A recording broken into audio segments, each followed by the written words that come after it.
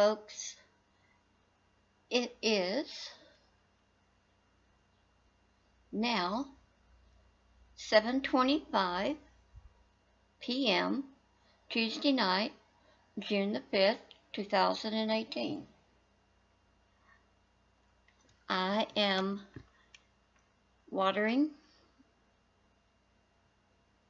the flower bed. The birds have been coming by. Even had a squirrel earlier. Kind of interesting. Sitting here watching.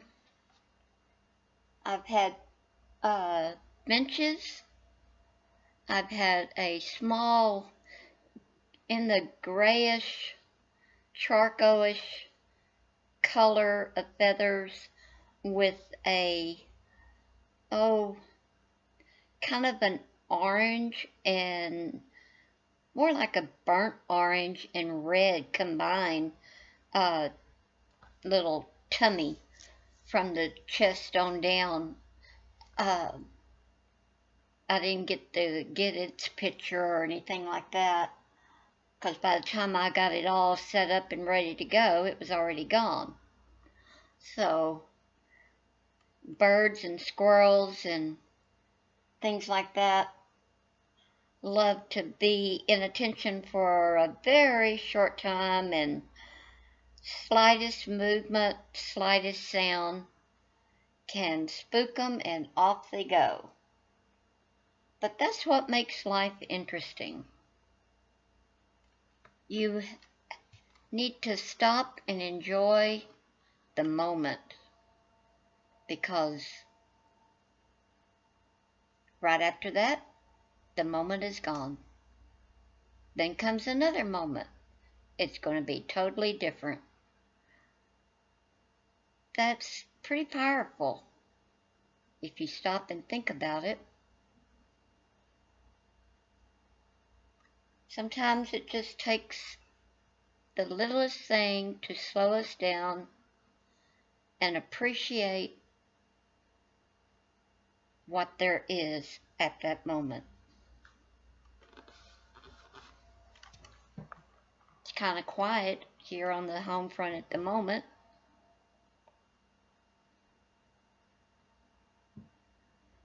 I believe they know that the camera is out. And as soon as I pull it away, then here they come again. So I'm just going to keep this rolling for a little while. Maybe for just a little bit. I don't know. But I want to try to capture what I have been, what I have been seeing here, sitting at my lift chair lounge.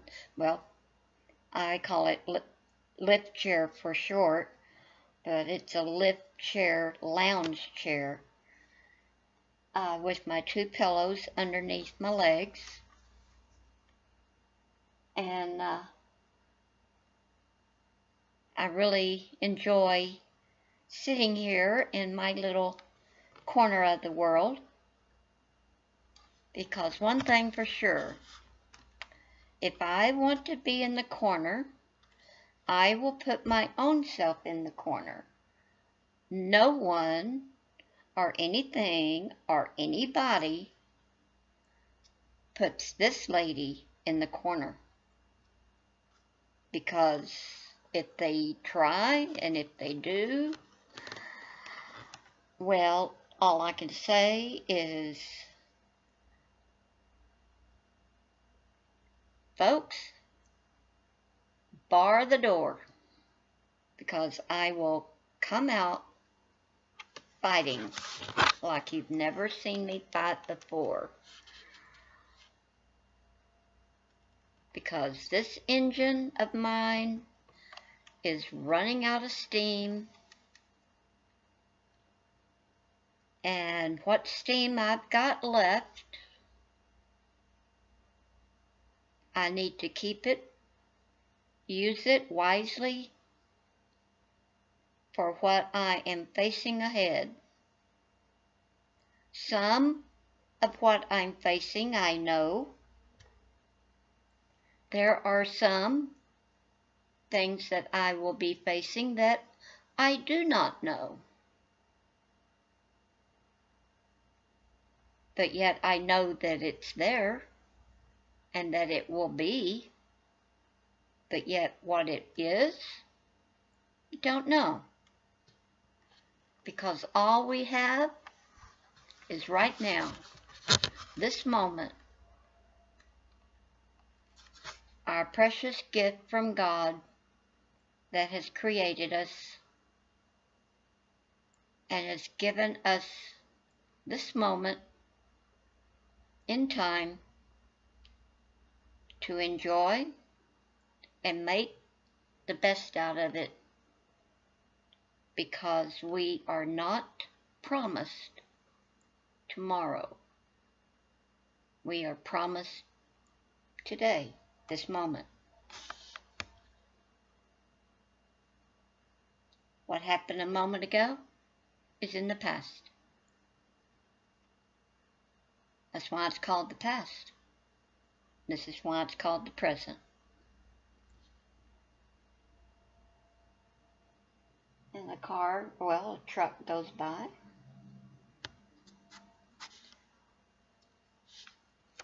Going the correct speed that it needs to on this little road here in front of my home. Well, it's really not a road, it's a street. The reason I said road is because I grew up on a country farm, and there was a dirt road in front of our place. But yet they thought that was a racetrack as well. Many wrecks happened on that road, as there have been some wrecks on this road, or this street. Knock, knock, knock, not since I've been here. And I've been here since March the 14th, 2014. I love this little corner of the world. I call it my home. I call it my new haven, because it is my new haven. Has been since I pulled up in the parking lot. I felt how well and how blessed I was, and I felt like I was really home. Home in a smaller proportion, a smaller hill from what I grew up on, because I grew up on at the top of the hill, which was a much larger hill than this and up higher. But this one is a small hill, but yet it's still a hill. And it has really been a blessing in more ways than one, countless blessings. And it's been trying. It's had its moments. It's had its challenges. But you know what? That's what life is all about.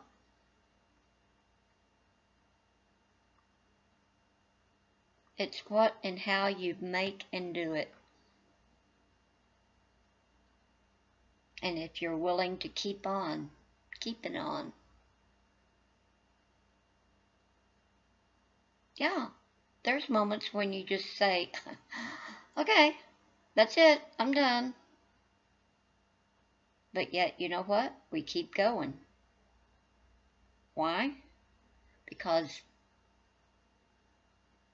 we have something or someone that needs us, that wants us. And then we do it for ourselves,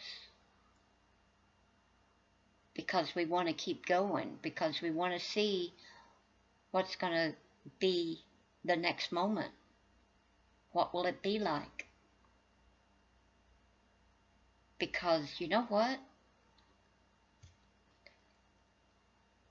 There's nothing better than what God has created. And everything you see in this video and beyond, and I'm only showing parts of some of the creation. Some was man-made.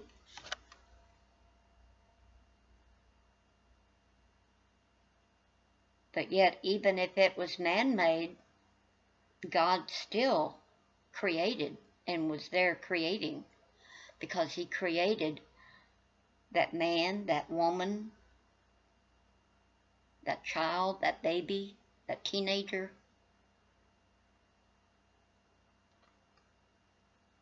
Sweet blessings, sweet gifts from God on loan to us. They do not belong to us.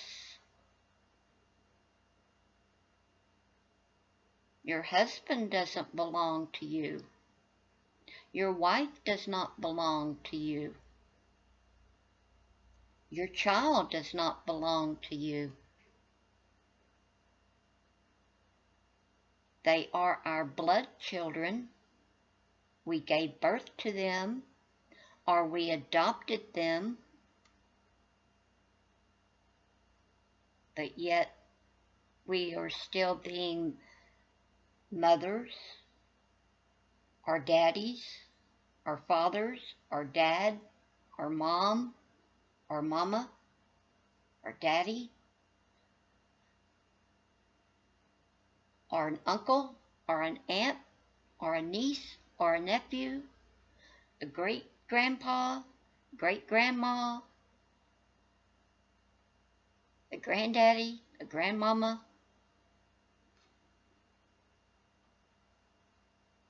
or a cousin, whether you're a cousin of female or a cousin of male, or second cousins, or third cousins, or distant cousins. I was blessed with having 10 grandchildren, 7 grandsons, 3 granddaughters. Got 1 granddaughter up in heaven. I've gotten to know her through her brother. What a beautiful child she is. Such a sweet blessing. So I feel like I know her. And I know that I will get to meet her when God calls me home, when it's my time. And I know she's getting to know my son, her uncle. Or was it a cousin? Kind of interesting. I have to stop and think on that one. But yet, still a relative, even though it is by marriage, but yet we're still related. And I know she's getting to know my daddy and my mama and my mom and my dad and her uncles and her aunts. Well, I call it her uncles and her aunts. But yet, she's with her grandmother and grandpa, and they're just having a royal grand platinum party up there in heaven. And my first granddaughter has blessed me with being a great grandmama. She has given me not 1, but 2 great-grandsons. Both of them are very handsome. I've not gotten to meet them yet. I still hope and pray for the day that I will get to meet them and get to hold them, as I got to hold my granddaughter, my first granddaughter, and my second grandchild. And it's such a blessing to know that my first granddaughter, also being my second grandchild, blessed me with my 2 great-grandsons. I even had said, with my native gut feeling, that they were both going to be girls, but you know what? God had a different plan, and that's okay, because I love them just the same. And they've got those Johnston and Sifford's eyes that are just, once you look into those eyes and those eyes catch your attention, you're caught. You're hooked. There's nothing like looking in those eyes. Very special eyes. Because it's a Johnson, Johnston, and Sifford inheritance of those eyes, all blended together to make special, unique eyes that belong to that particular person. And what a blend of blessings they are.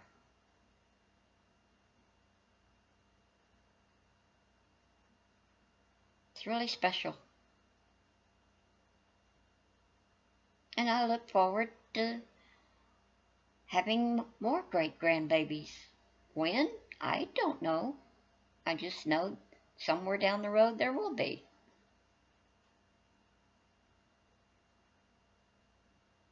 And it's just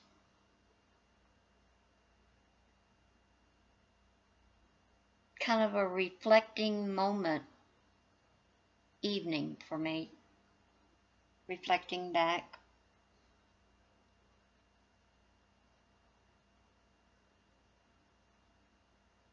And still hoping and praying that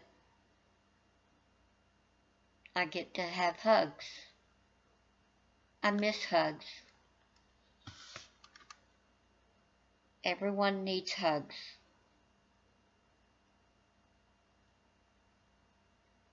I got a very special hug yesterday.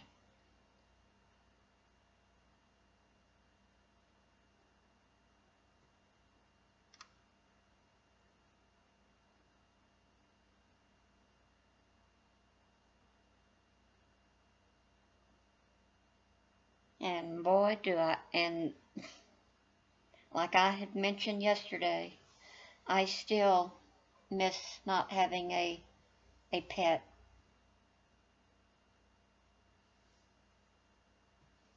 This is the longest that I've gone without having a pet. Here we are in 2018, and my precious Midnight went to heaven, gained her angel wings on January the 29th, 2007, at the age of 7 years. My precious Midnight, my inside cat.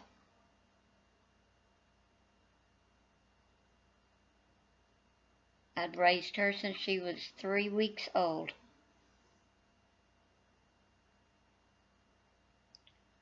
And if God decides to open that door again for me to have another precious animal, I look forward to that.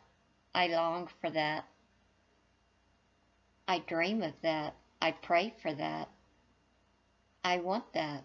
I desire that. But yet, in the realistic part,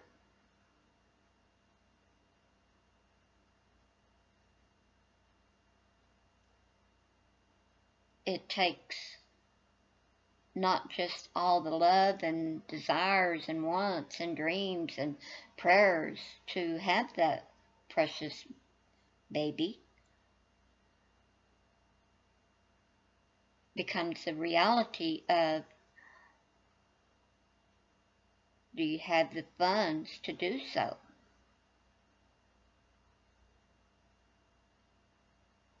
And the time that it takes. And my medical needs to be a little bit more, for lack of a better word, more stable than what it is at the moment. It's not, I say the word feasible in a light sense of the word, not feasible in money-wise. Don't go there with me on that.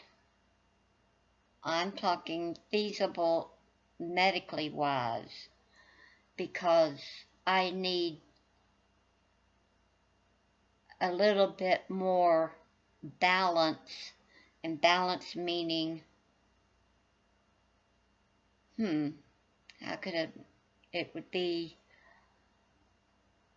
where I'm still able to not only take care of myself, but also to take care of the precious little one. And right now, it's all I can do to take care of myself. I'm doing it. And yes, it's a challenge, but I'm doing it. And so it's not that I don't want one, or desire one, or hope for one, or dream for one, or pray for one, but it's where it would not be very wise for me to bring in that special, sweet blessing baby when there's challenges that I'm still trying to overcome. So, and it's because it's always a challenge, granted, but yet I'm seeing where there's times that, yeah, it could be like the surgery that we've got planned, or that's going to be done if I'm cleared through my heart doctor, through having this nuclear stress test. It's nuclear stress IV test that will be done on Friday of this week, on June the 8th. And that's going to be a very difficult challenge to go through. And I'm hoping and praying and standing on my faith that will go along, and there won't be much of a bumpy ride. It'll be a lot smoother than what I'm feeling and thinking that it's going to be. if I did not have those feelings and everything, and if I didn't voice them, then I would be a liar.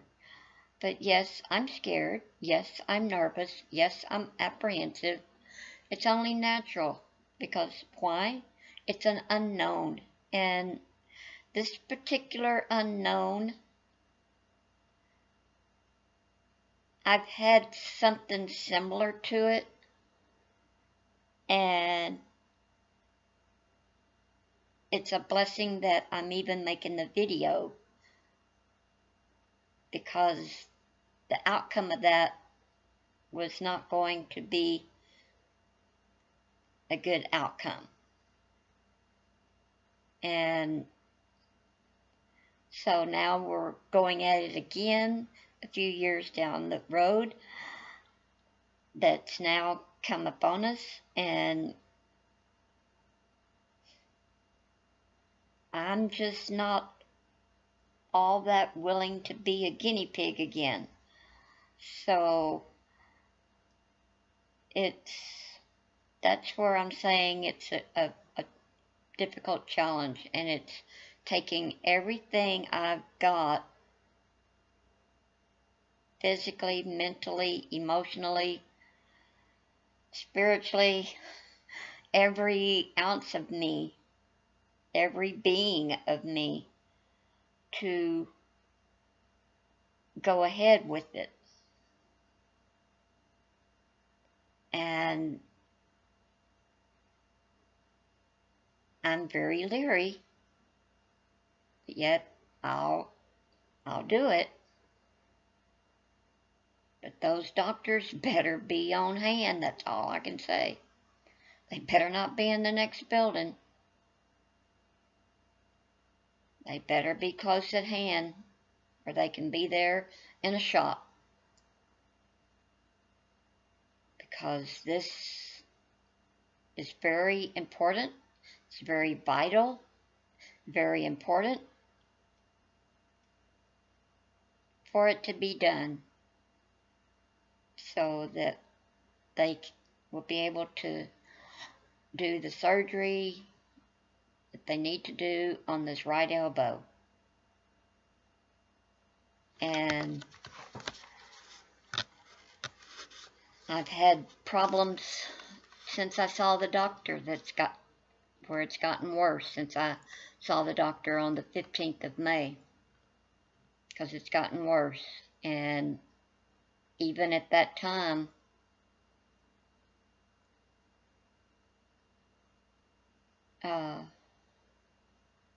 trying to avoid losing the use of that arm altogether,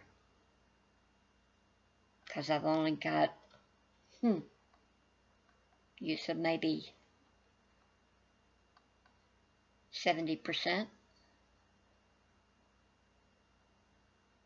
and I would say it's gone from 70% when he saw me to probably about 60%.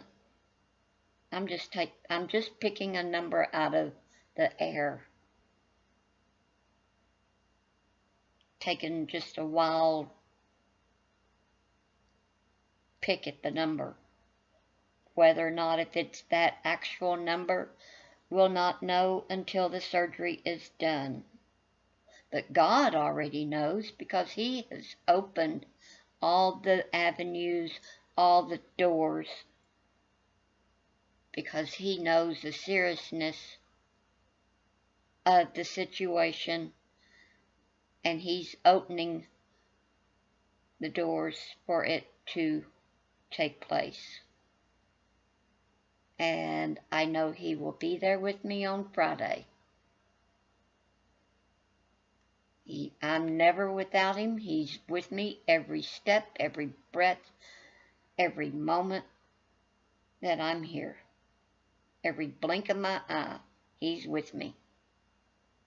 Always has been, always will be. Just as He's with you, as He is with me. So never think that you are alone, because you're not. because I know He's my number one driver. He's the one that's in control, not me. I'm in control of my earthly body. He's in control of my earthly body and my spiritual body and the whole being of me. Just as He is with me, He is with that the same with you.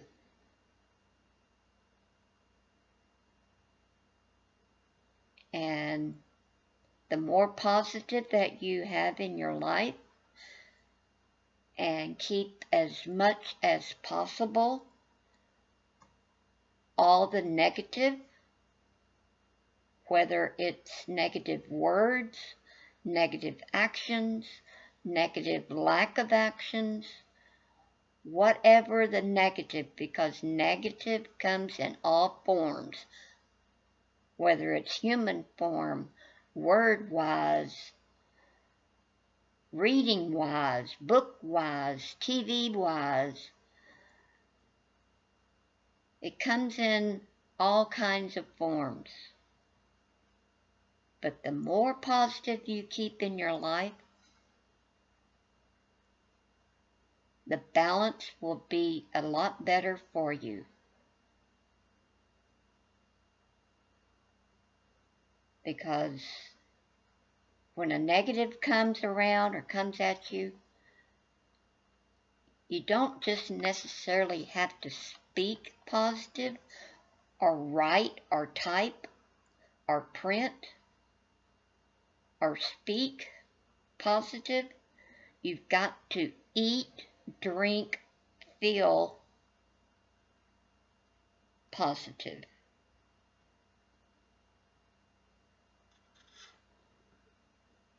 The more you realize that, the better you will be. Yeah, I've got my moments when I think negative. Sometimes I can be my world's worst enemy. Everybody knows that an artist, whether they are musically inclined, or they write poetry, or they act, or they sing, every artist of every form or fashion are their own worst critic.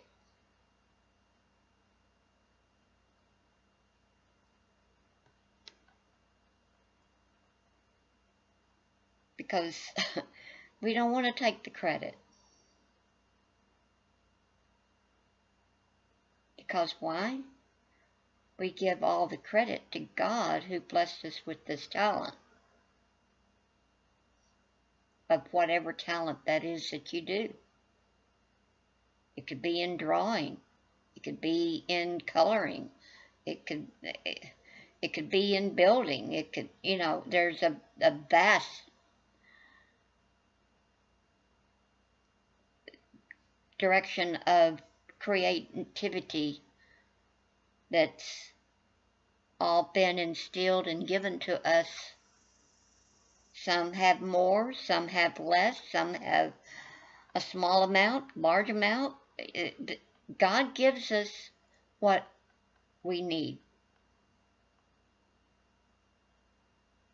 and puts in us different portions.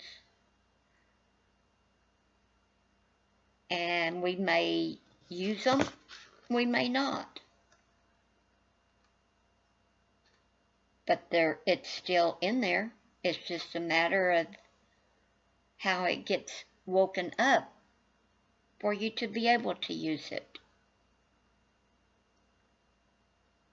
Some people don't even know they have it until they start doing it, and then the light bulb moment at some point in time wakes up in them and go, oh, wow, thank you, God.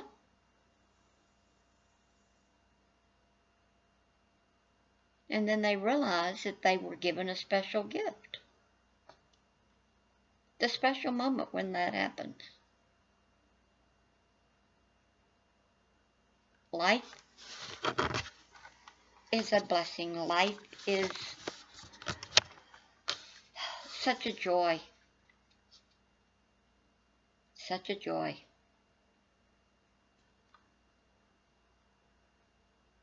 Nothing like having joy in your heart and in your life and around you and with you, and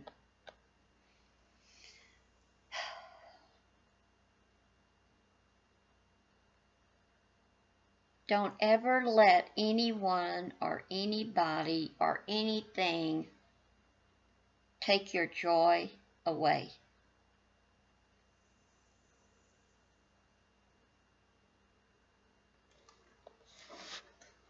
And the only way they can take it away is if you let them. If you give up, if you stop and go, okay, you can have it. I give up. I'm done. No, no, no, no. That's a cop-out. Because why? You're not a quitter. You're a warrior. You're a fighter. You're stronger. Each moment you get those feelings, that moment is making you stronger, even though you probably don't even realize it. But it's making you stronger.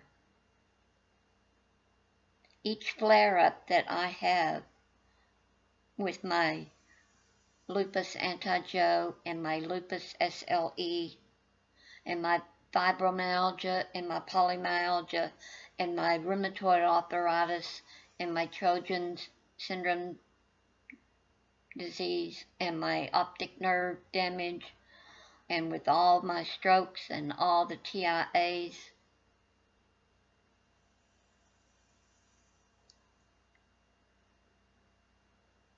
and my cubicle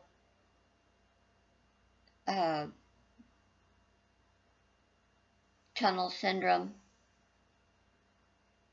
or the carpal tunnel syndrome,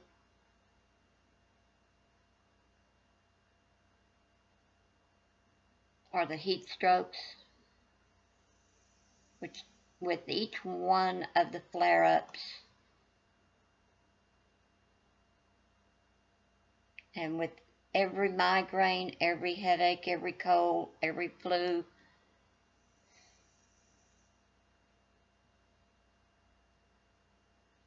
every allergy, all it does is make me that much more determined, that much more strong-willed, that much more stubborn, that much more willpower. As you get knocked down, you take a moment, take however long you have to, you eventually get up, you dust yourself off, and you go at it again. Maybe at a different speed, maybe a little bit faster, maybe a little bit slower, but it's going to be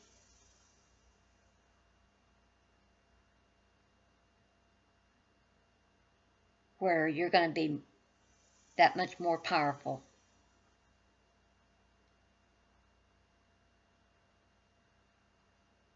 It gives you the willingness to keep going. It gives you the willingness to keep charging along and keep going. I do know that what all that I've been going through in the last month,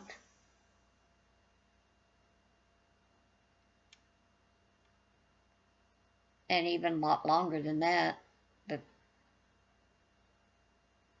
in the last month I've gone through so much that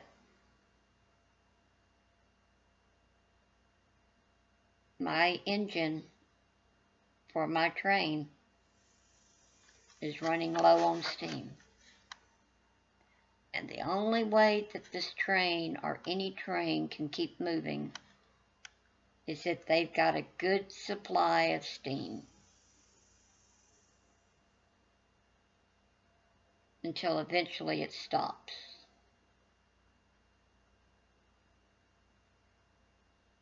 And I guarantee you, if I've got to get out in front of that train and physically pull that train, I will. Why? Because I'm not a quitter.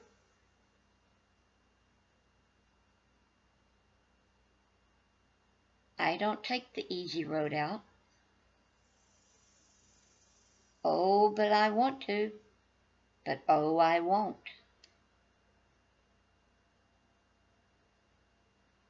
If I did admit that, I would be a liar, and I'm not a liar.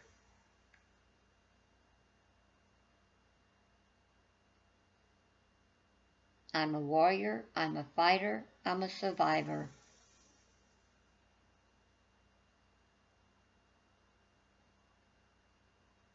I've always been that way, and I will continue on being that way. Even when I was growing up, I was known as the quiet child.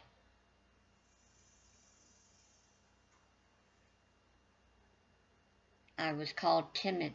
I was shy, they said. Maybe so.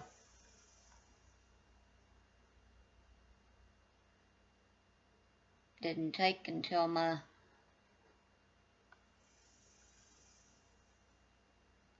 junior year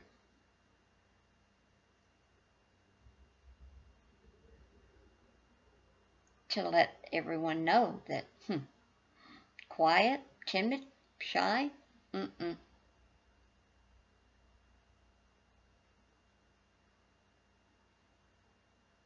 That only occurred that one moment, but it was a doozy.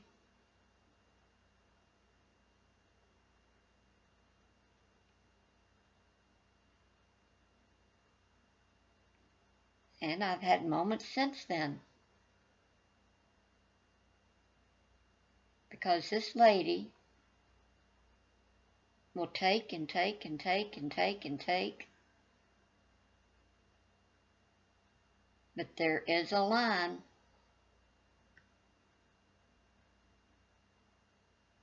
There is a line that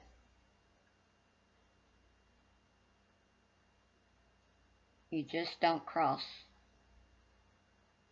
You don't even barely touch it. You barely touch it, I give warnings.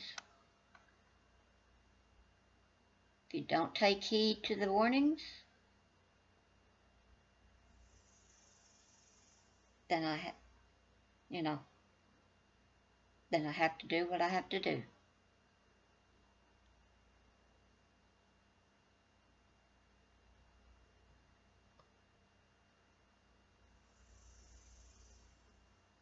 I'm a strong woman, but I'm also a weak woman.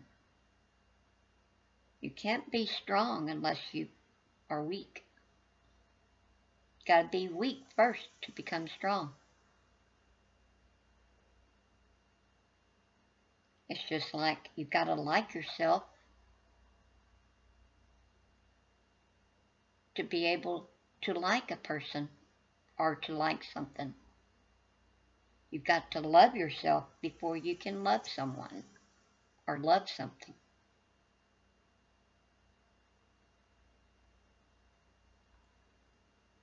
You've got to learn how to be alone to know how to help someone who is alone.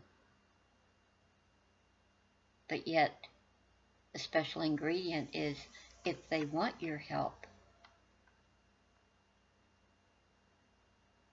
or want to know your ideas of,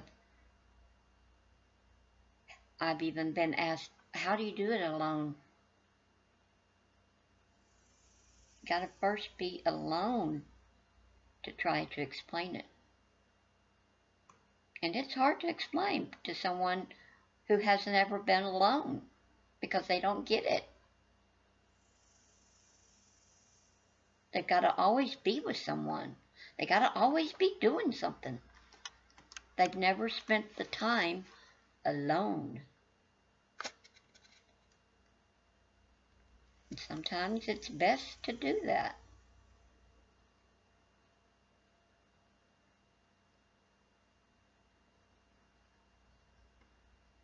It tickles me when I see on TV or in a movie or in photos or in books where they're talking about going fishing. The men are always going fishing, or the kids and the dads are going fishing. You know, they go off fishing, and that they're always a lot of talking and a lot of fun and a lot of laughing and giggling. No. Yeah, there'll be some talking, but it's low talking, not loud talking. It's smooth, easy, light talking. Yes, there's laughter, but it's light laughter. And then there's the quiet moments. You've got to be quiet.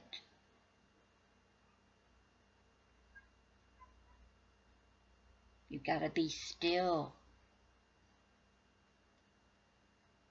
You've got to be patient and wait. If you try to hurry it up along, you're going to spook them all away. I'm talking about the fish.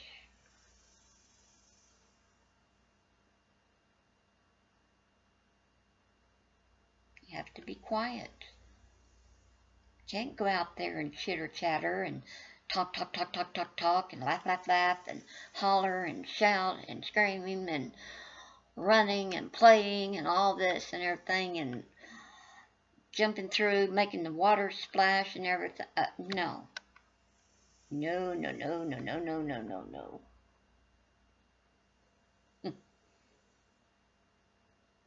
Next time you want to know how it is on going fishing, get with a true, honest, sincere fisherman. And then sit and be quiet and be still. If you can't sit and be still and be quiet, maybe you don't need to go along, but I feel that you do need to go along. Because then you can learn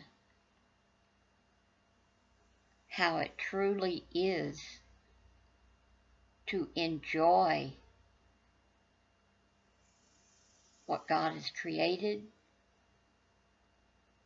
And it's also teaching you how to chill out, how to calm down. And it's usually best to do it at a very early age. It's harder to do the older that you are, to try to teach that to somebody who's not willing to do what it takes to be in that moment. I guarantee you, if you go out with the fishermen or with the fly fishermen, they will get you quiet however they need to get you quiet. And you best listen, take heed, and understand. And know that it's being said and taught to you with a lot of love. And they're willing to teach and give it if you're willing to accept it and use it. Not just say the words, of, oh, I'll be quiet, I'll be still, I'll listen, I won't say anything, no, I'll sit real still. It's one thing to say those words.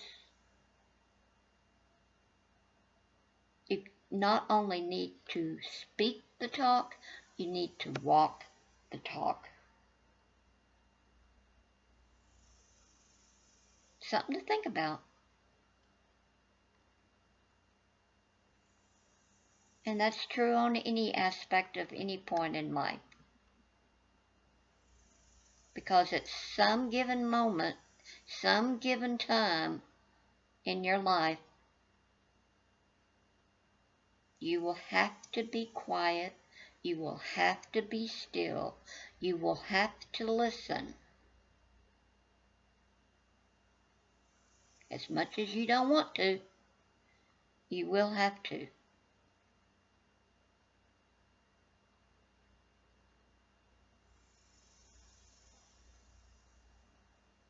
Because it's not the best thing to be a know-it-all. Because I guarantee you, there's only one person who can actually wear that crown and know the true meaning of knowing it all.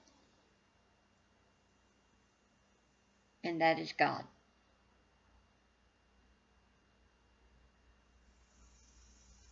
And Jesus and our native forefathers.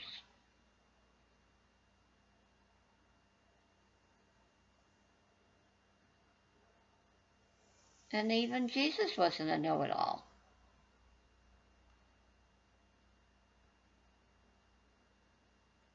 He spoke the words of his Father. And he also spoke the words of himself.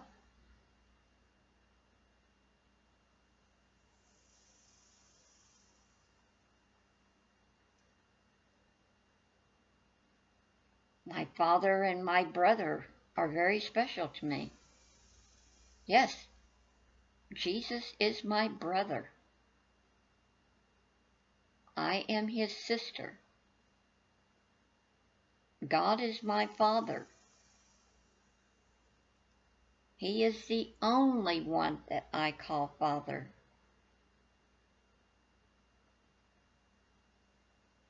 So if you ever see me typing the word Father,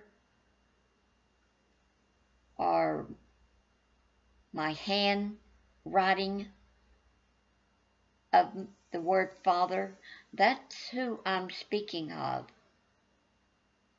And when I even speak or say Father, I'll have my quotes around it, like I do God.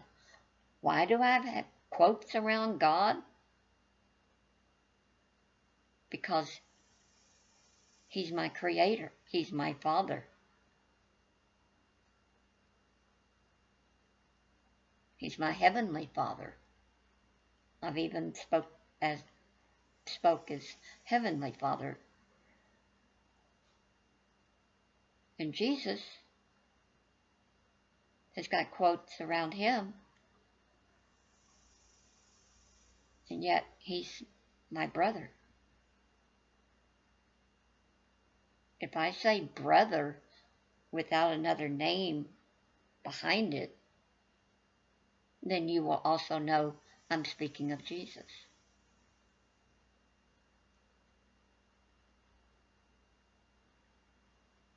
And I've got my blood brothers.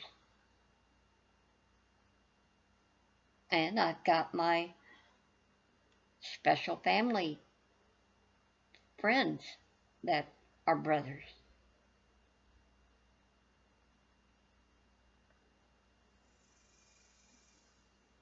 I only have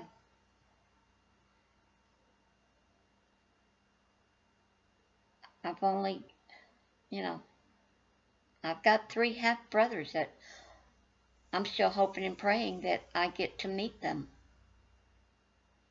They're out there somewhere. I know that they're close at hand.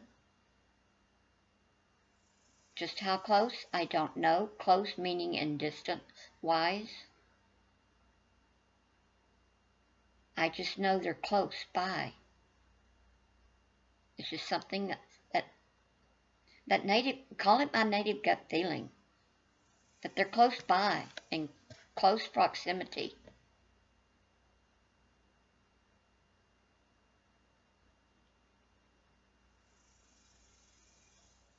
And they always have been. But yet, I still don't know where they are. This also was true when my sisters and my brother and us found each other. We were all within 3 hours of each other at the moment that God opened up the doors and made it possible for us to be together again.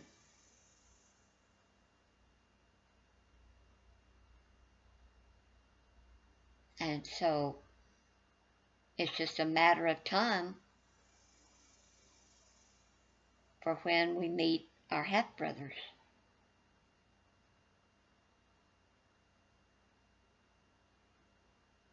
And that's going to be a grand, fabulous reunion when that comes about.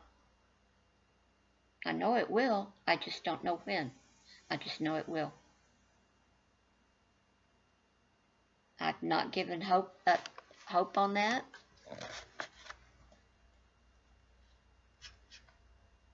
And if ever that needs to come around and come to light,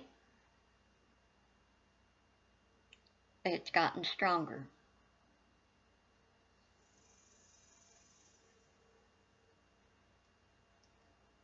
And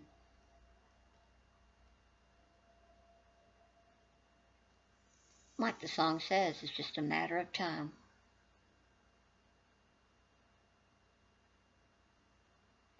I wish everyone a very good evening and a blessed evening, and I hope you have a relaxed evening,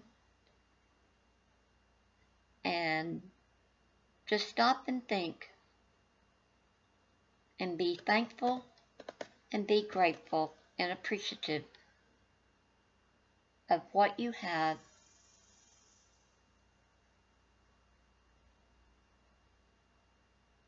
and to remember, always give soft, gentle hugs.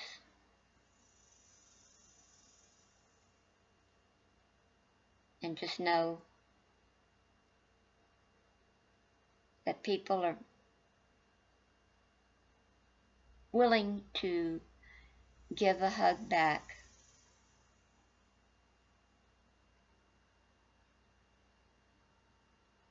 And just know that I'm always saying prayers for you and your family and your extended family. That's a given with me. So don't ever feel like that you are alone, because you're not. And you've got a very special place in my heart that belongs only to you and no one else.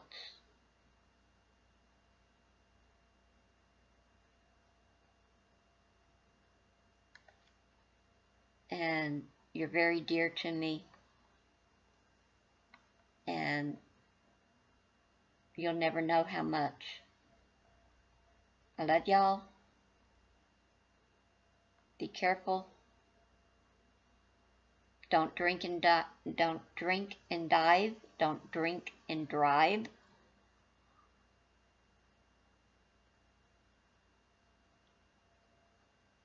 And don't text and call with your cell phone. because even with one sip of alcohol, one sip of a wine cooler,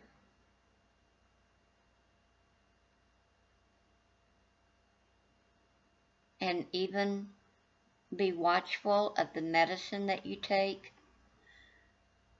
especially if you've not taken that medicine before and you don't know how your body's going to react or not.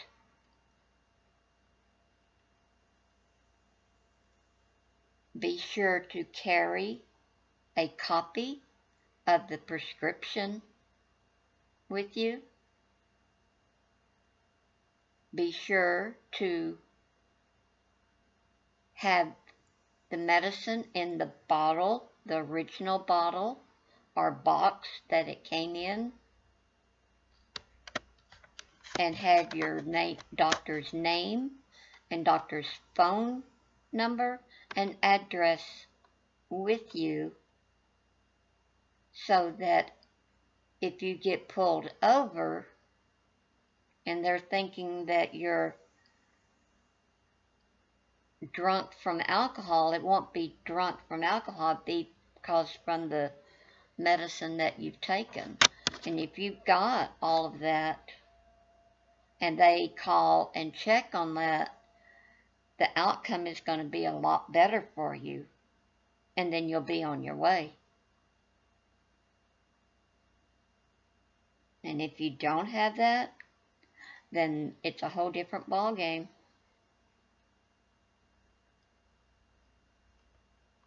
It's best to carry that information with you than to not have it.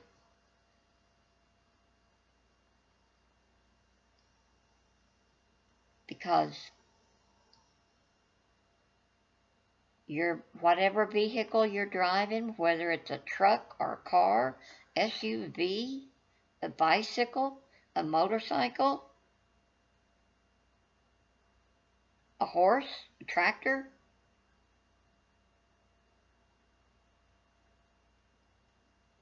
and any means of any kind of transportation, those can all be replaced. There is only one you, and you cannot be replaced.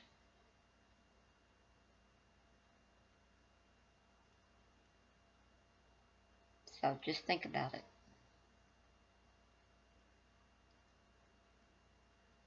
Love y'all. Have a good evening. Good night. Sleep tight. Count your blessings. Aloha. Aloha. Love y'all. Night night.